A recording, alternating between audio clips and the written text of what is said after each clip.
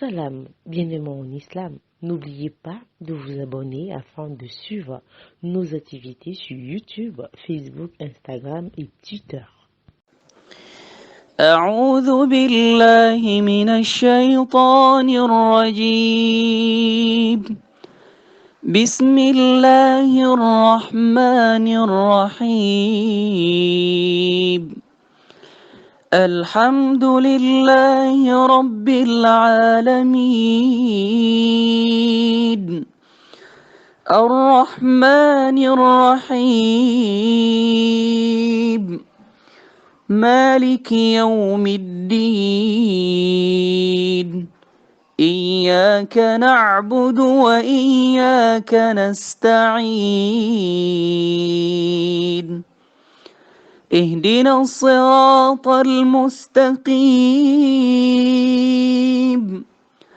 صراط الذين أنعمت عليهم غير المغضوب عليهم ولا الضالين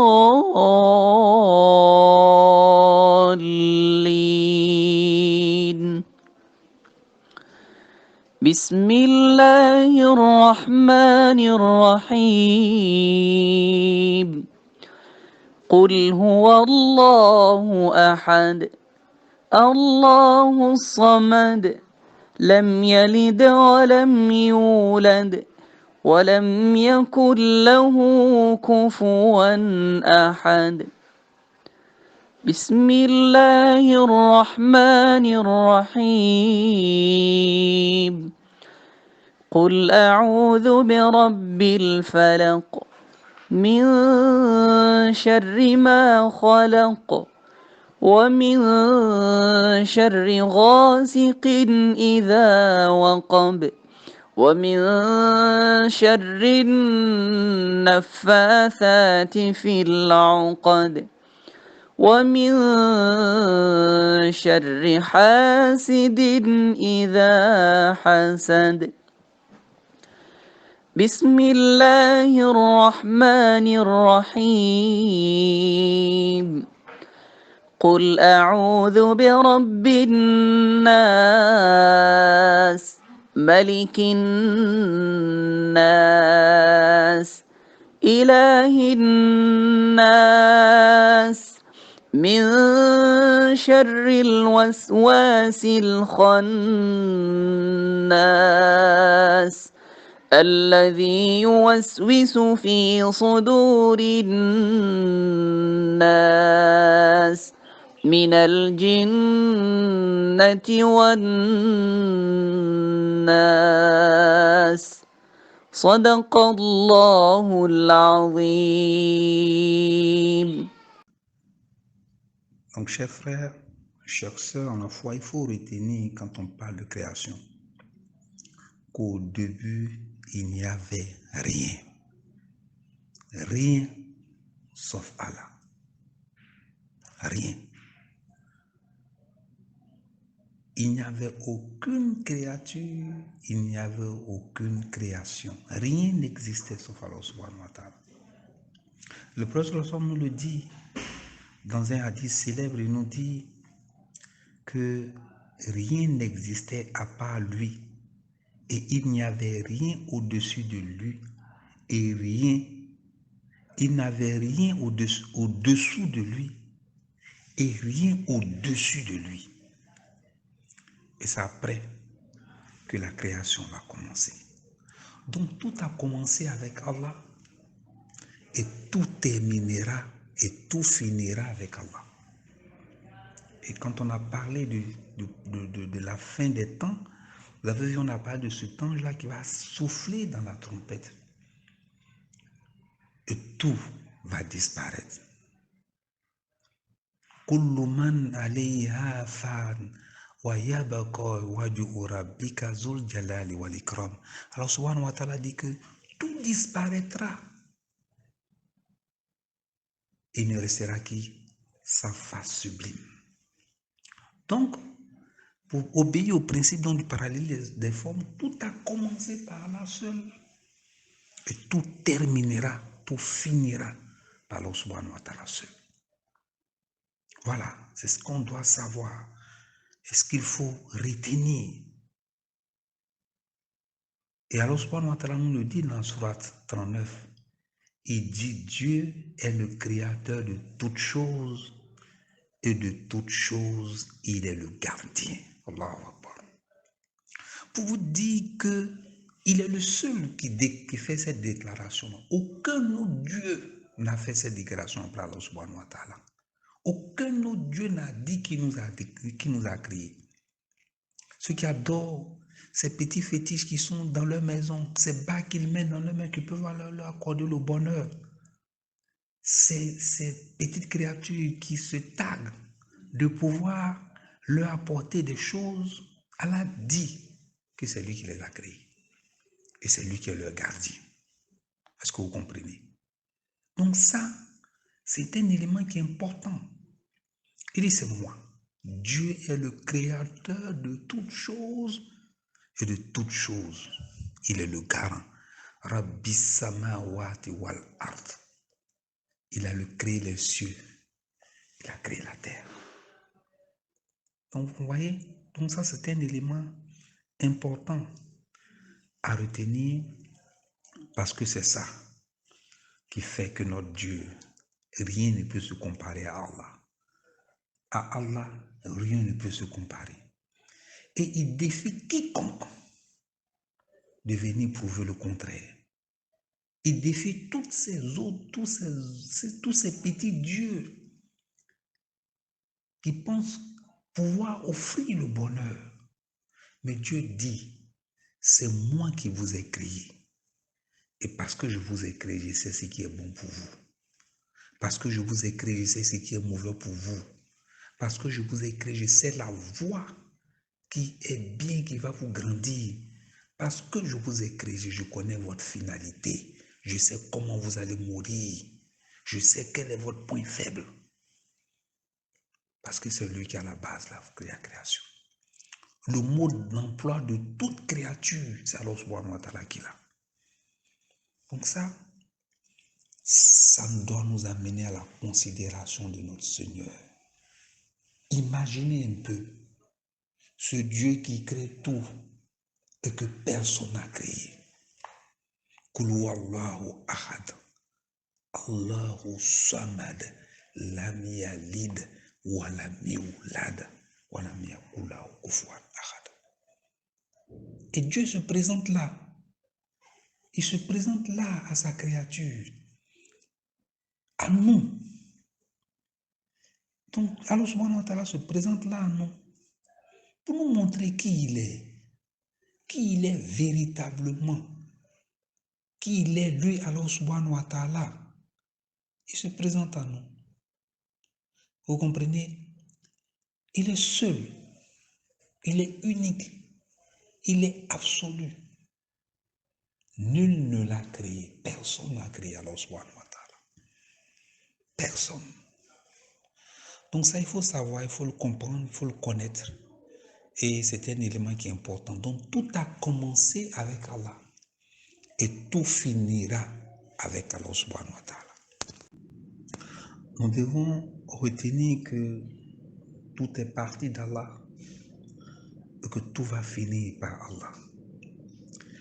Et savoir que la première chose qu'Allah subhanahu wa ta'ala va créer, ce sera l'eau. Et c'est pourquoi on a l'habitude de dire que l'eau est source de vie. C'est la première création d'Allah subhanahu wa ta'ala. Ensuite, il va créer le trône qu'on appelle Kursi.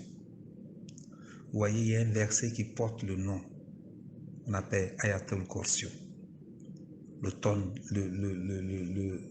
verset du trône. Le trône, c'est cette magnifique œuvre qu'Allah subhanahu wa ta'ala a créée. Et cette œuvre-là est au-dessus de tout, est au-dessus de l'eau, il est au-dessus des cieux et de la terre. C'est le repose-pied d'Allah subhanahu wa ta'ala. C'est ce trône-là, les hadiths nous disent que ce trône-là est porté par 70 000 anges, le trône de Dieu.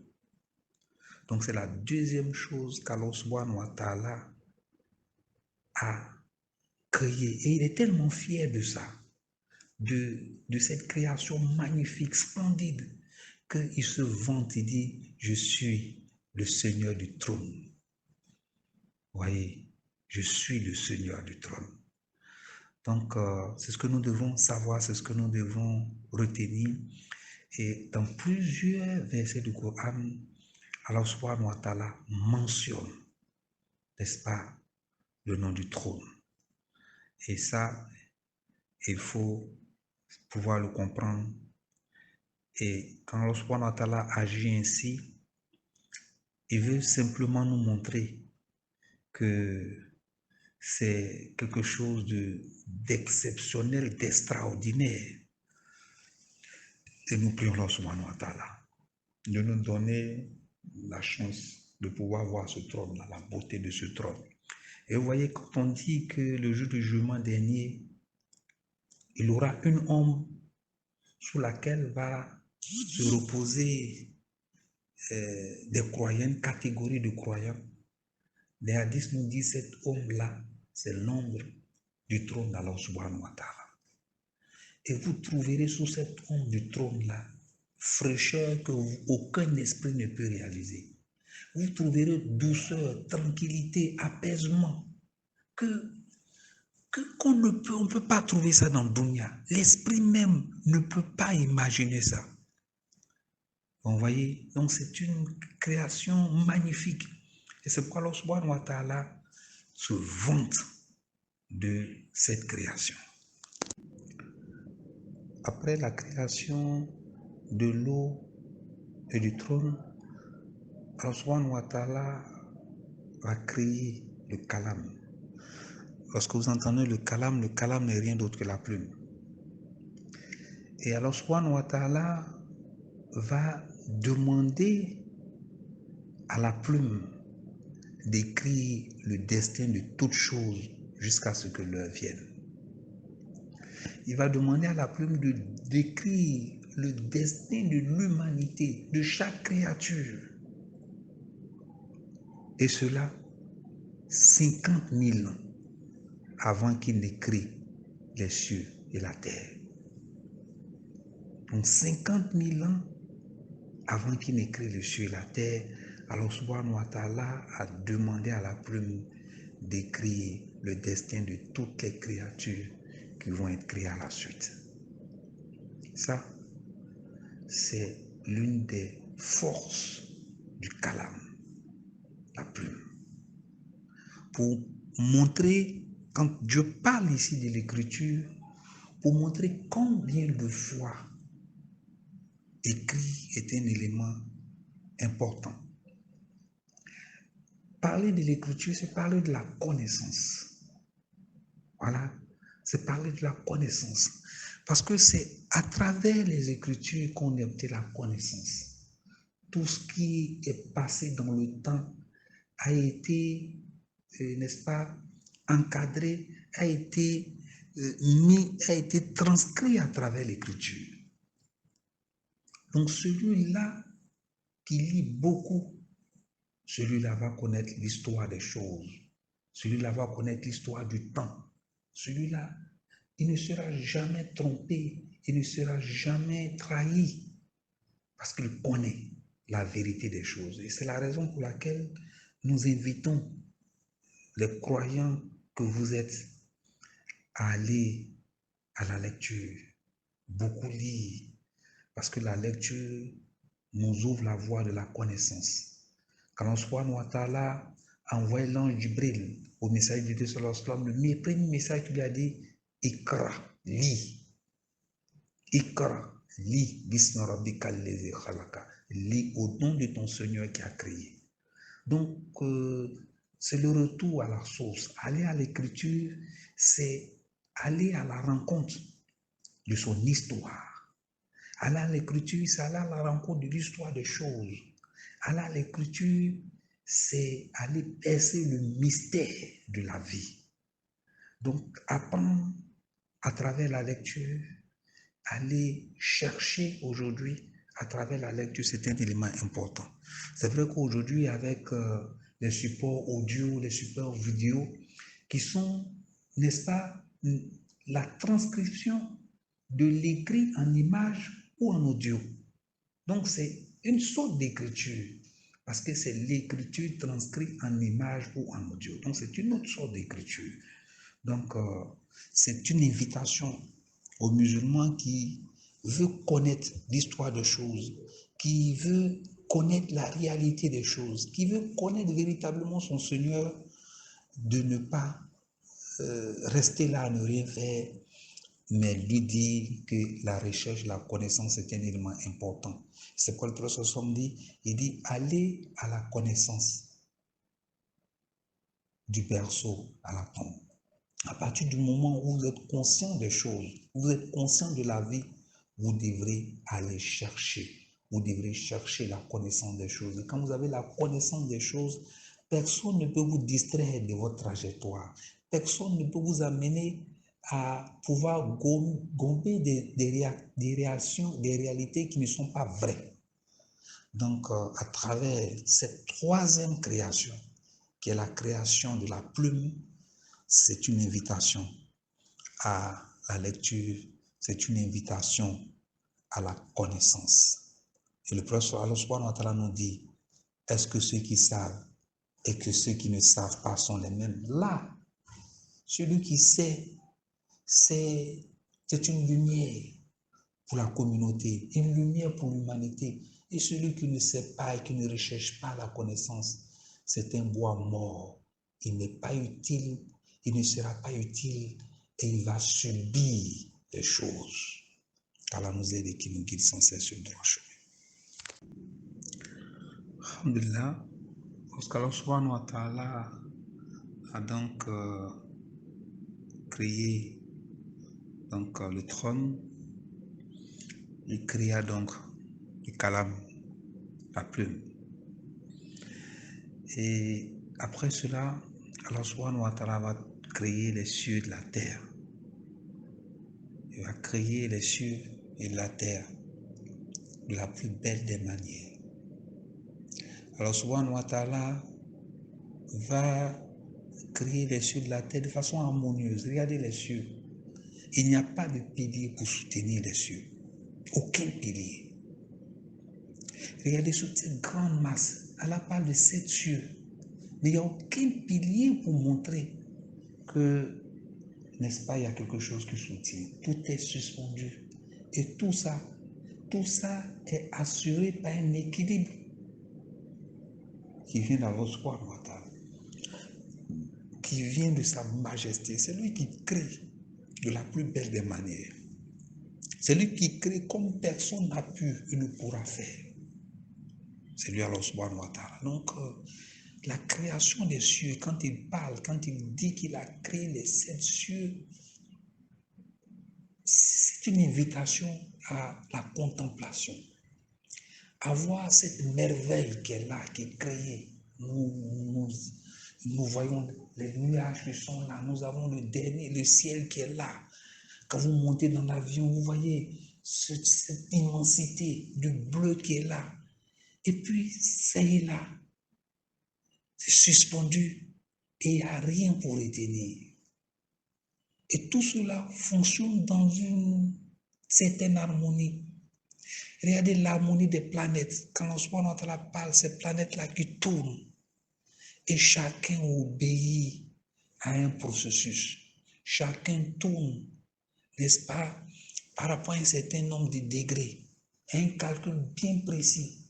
Et sur un millimètre, un millième de ce calcul est fauché, toutes ces planètes-là vont se détruire. Toutes ces planètes-là vont tomber en lambeaux. Mais c'est Allah subhanahu wa ta'ala qui gère cet équilibre-là. Est-ce que vous comprenez? Donc, toute ça, cette grandeur, cette immensité, vous voyez, on dit que le trône d'Allah subhanahu wa ta'ala au-dessus de ça. On dit que le trône d'Allah subhanahu wa ta'ala est immense que tout ça. Alors que nous, on est sur terre, on voit ça comme une merveille, comme quelque chose d'extraordinaire. Mais le trône seulement d'Allah subhanahu wa ta'ala est plus immense que toutes ces choses-là. Donc tout ça pour vous montrer combien de fois Allah subhanahu wa ta'ala dans sa création nous donne matière à méditation pour comprendre qu'il n'y a rien au-dessus de lui, pour comprendre qu'il est le créateur par excellence, pour comprendre que c'est celui-là qui crée à la perfection.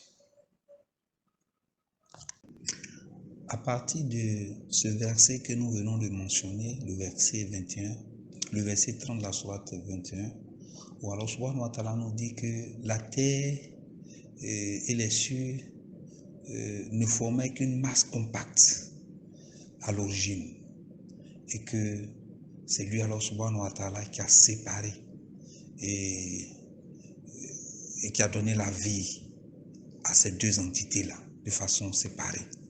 Donc, ceux qui sont dans la théorie du Big Bang disent que c'est ce que Allah subhanahu wa ta'ala est en train de décrire ici, la théorie du Big Bang, que tout était compact, comme le dit l'autre, et que c'est l'explosion de toute cette masse compacte-là qui va donner la vie. Donc, on va dissocier dans la terre des cieux. Et que, comme Allah subhanahu wa ta'ala le décrit, et dans le Saint-Coran, nous avons orné le dernier ciel avec des étoiles, ainsi de suite, avec toute cette beauté qu'Allah subhanahu wa ta'ala va inscrire dans notre environnement, que sont les arbres, toute cette beauté de vie qu'Allah subhanahu wa ta'ala va instaurer, que sont lesquels l'oxygène. Donc, voilà un peu cet élément-là que je voudrais mentionner, parce que les adeptes de la théorie du Big Bang disent que Allah subhanahu wa ta'ala, à travers ce verset, vient expliquer, n'est-ce pas, cette théorie-là, à travers ce verset. Qu'Allah nous aide et qu'il nous guide sans cesse sur le droit chemin. Alhamdulillah, ce que je voudrais mentionner ici qui est important, c'est la création de l'homme, la création de l'humanité. Vous voyez, c'est un détail dans toute la création. L'homme qui a l'impression d'être une personne extraordinaire jusqu'à aller braver Allah subhanahu wa ta'ala. L'homme qui a l'impression d'être le centre névralgique de la création. Cette histoire indique que l'homme n'est qu'un détail, que l'homme est venu après tout ça. Et donc, à travers toute cette grandeur-là, à travers toute cette force dégagée par Allah subhanahu wa ta'ala dans la création de l'humanité, l'homme doit retenir qu'il n'est rien et qu'il est à la merci d'Allah subhanahu wa ta'ala et qu'il n'aura de l'importance que parce qu'il aura compris que c'est Allah subhanahu wa ta'ala qui est le Seigneur. Il aura compris que c'est Allah subhanahu wa ta'ala qu'il doit adorer. Il aura compris que rien ne peut avoir de force et de puissance sans Allah subhanahu wa ta'ala. Vous comprenez? Donc, c'est ce message que ces éléments de la création doivent nous montrer que tout est dans les mains de Dieu et tout va finir dans les mains de Dieu. Et je voudrais rappeler, et c'est important, que tout ce qui a été créé va connaître une fin. Alhamdulillah, merci beaucoup pour cette série de questions. Je voulais rappeler que quand Allah parle à la base qu'il a créé, quand le Messie de Sallallahu alayhi wa sallam nous dit qu'à la base, Allah a créé l'eau, les hadiths ne viennent pas pour dire pourquoi il a créé l'eau. On ne nous explique pas pourquoi l'eau vient en première position, mais les faits nous montrent l'importance de l'eau. L'eau, tout est créé à base de l'eau. Les plantes que nous voyons, c'est à base de l'eau. La plus grande partie de la création de l'humanité vit dans l'eau. ceux qui vivent dans l'eau sont plus nombreux que ceux qui sont sur terre. Est-ce que vous voyez? Donc, que l'eau est à la base de tout. L'eau est à la base de toute chose. Quand il n'y a pas d'eau, c'est la sécheresse. Quand il n'y a pas d'eau, c'est la désolation. Tout part de l'eau. Et le corps de l'être humain est constitué en grande partie de l'eau. Mais vous voyez, on dit qu'il y a plus d'eau, n'est-ce pas, sur la terre. Il y a plus d'eau que de terre. Les surfaces qui sont utilisées par l'eau, n'est-ce pas, en ce qui concerne le globe, sont plus grandes que les surfaces qui sont utilisées par la terre. Donc, pour montrer que l'eau est à la base de tout, et la plus grande nourriture de l'être humain, c'est dans l'eau. Donc, on peut partir de ces choses-là pour voir et montrer la force et la puissance de l'eau. On ne peut rien faire sans l'eau. Toutes ces maisons que nous construisons, tout ce que nous faisons, tout est à base d'eau. Donc, ça montre là la force et la puissance de l'eau. La question par rapport au destin, vous savez, c'est une question où il y a beaucoup de... où les gens ont beaucoup... La perception est souvent difficile. Quand on dit qu'Allah subhanahu wa ta'ala est à la base de la création, qu'Allah subhanahu wa ta'ala a créé l'être humain, il a créé l'homme et les djinns, cette création-là, Allah subhanahu wa ta'ala connaît sa créature. Il sait de quoi elle est capable. Il sait, c'est-à-dire que rien n'est caché. L'une des puissances d'Allah subhanahu wa ta'ala connaît ce que aucune créature ne connaît pour le futur. Il connaît tout, il sait tout ce qui va arriver. Mais cela ne voudrait pas dire que parce qu'il connaît tout ce qui va arriver, Allah subhanahu wa ta'ala agit sur l'histoire des choses. Non. Je prends un exemple banal qui n'est pas un exemple à citer, mais je pense que ça vous permet de comprendre. Quand les gens vont chez le charlatan, quand le charlatan dit demain tu vas avoir ça et ça, est-ce que c'est parce que le charlatan agit sur votre avenir? Et souvent on vous dit faites tel sacrifice et vous n'allez pas avoir ça. Cela voudrait dire quoi? Que l'être humain alors subhanahu wa ta'ala lui a donné des marges de manœuvre. Donc, la connaissance de sa création, la connaissance du début et de la fin de sa création, ça fait partie de la connaissance de Dieu. Mais cela ne veut pas dire que, comme Allah subhanahu wa ta'ala connaît la fin de toute chose, Allah subhanahu wa ta'ala influence sur toute chose. C'est quand on veut s'arrêter au niveau de la compréhension humaine pour comprendre ça, c'est souvent difficile. Et c'est ce qui fait que la compréhension du destin apparaît un peu difficile pour nous les êtres humains qui voudront comprendre de façon rationnelle la destinée, la prédestination. Donc comprendre que Allah sait depuis 50 000 ans avant la création de l'être humain tout ce qui va se passer, mais en même temps l'être humain a le libre arbitre. C'est ce que nous devons retenir en définitive. Pour la question en ce qui concerne les djinns, Allah subhanahu wa ta'ala dit j'ai créé les djinns d'un feu sans fumée. Donc c'est un feu qui est particulier. Voilà. Allah subhanahu wa ta'ala, c'est un feu, mais c'est un feu qui est particulier. C'est un feu qui a ses caractéristiques, mais ça reste un feu. Parce que quand on parle du feu de l'enfer, le feu de l'enfer n'est pas le même feu que le feu que nous utilisons ici. Le feu que nous utilisons ici est basique. Quand on prend la chaleur du feu de l'enfer, cette chaleur a été purifiée 7 fois. Et c'est à la suite de cette 7e purification-là que nous avons le feu que nous avons là. Donc quand on parle de feu, ce n'est pas forcément le feu que nous avons, le feu que nous connaissons.